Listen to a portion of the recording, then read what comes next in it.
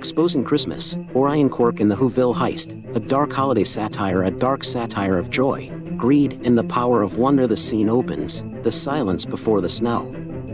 Snow fell over Whoville like powdered laughter shaken from the sky. Each flake carried a whisper of old songs, notes of joy humming through chimneys and dreams.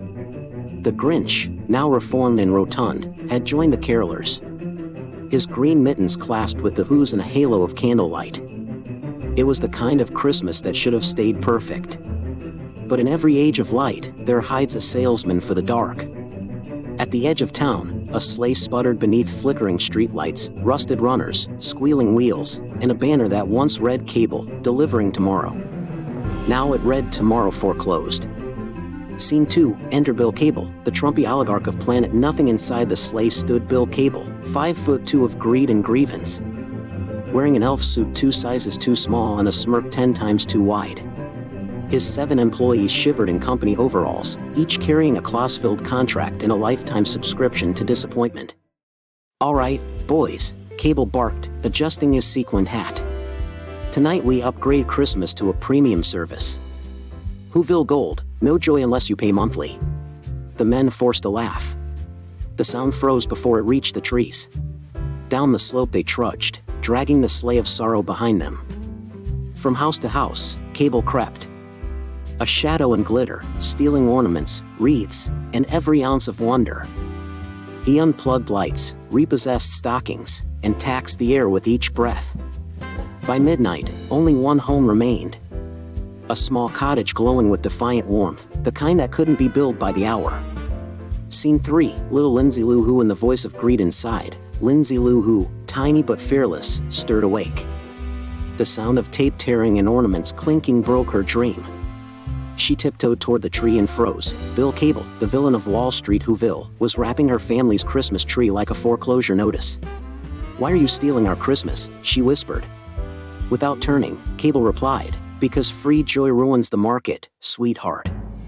His words dripped like melted gold, shiny, heavy, and toxic. Then the fireplace coughed a spark. Then another. Scene 4, the arrival of Orion Quirk. Out of the smoke stepped Orion Quirk, half philosopher, half chaos, and wholly alive. His scarf shimmered with tiny bells that laughed in rhythm with the fire. He wore a patchwork coat stitched from discarded miracles and the sleeves of second chances. His eyes were twin constellations that winked at both galaxies and fools. "Well," he said, hands in pockets, "if it isn't Bill Cable, trying to franchise Christmas." Lindsey gasped. "You're real." "Real enough," Orion said with a grin. "At least until disbelief comes back online." Cable glared.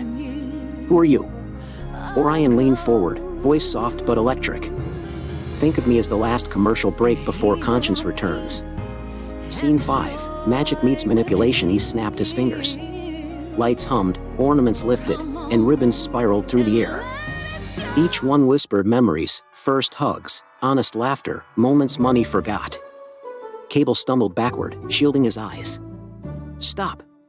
You're violating copyright law." Orion chuckled. "Law? I'm restoring balance, buddy." The gifts floated back beneath the tree, rewrapping themselves in light instead of plastic. Outside, snowflakes caught the glow and carried it down every street. Each flake a small rebellion, landing softly on sleeping hearts. The Who's stirred. Doors opened. They stepped into the night to see the shimmer spreading like dawn. Lindsey clapped. "You fixed Christmas." Orion crouched beside her. "Nah, kid. Christmas fixes itself when people stop selling it."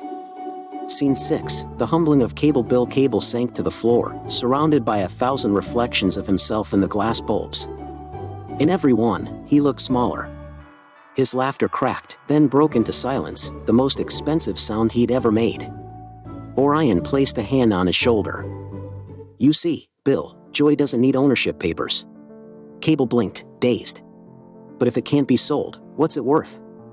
Orion smiled, gentle, tragic, infinite. "Everything you never noticed while you were counting." Scene 7, morning in Whoville. When dawn touched the snow, the Who's gathered in the square, not to open gifts but to open their windows to the sound of each other. Laughter rose like music never meant for profit. Children twirled, elders danced, and even the Grinch led the choir. Up on a rooftop, Orion Quirk watched, scarf fluttering like a comet's tail. He took one slow breath of the cold, honest air. Then he turned to Lindsey, who stood below, her mitten waving high. "Will you come back next year?" she called. He winked. "Only if somebody tries to steal it again." The fireplace smoke curled upward, and Orion stepped into it as though climbing a ladder of light. For a moment, the wind sounded like laughter. Then the snow began to fall again, each flake glowing faintly, a reminder that magic doesn't vanish, it just waits for courage to believe again. Far away, in the cold gold towers of Planet Nothing, a single silver bell rang. And Bill Cable, now quiet, watched it swing. He didn't understand why the sound made him feel lighter. Maybe, for the first time, he was Big Dave here in a big Merry Christmas. You're just about to the end, and that means more than you'll ever know. Behind every frame are thousands of hours, countless images, and a whole lot of heart from the start of this channel.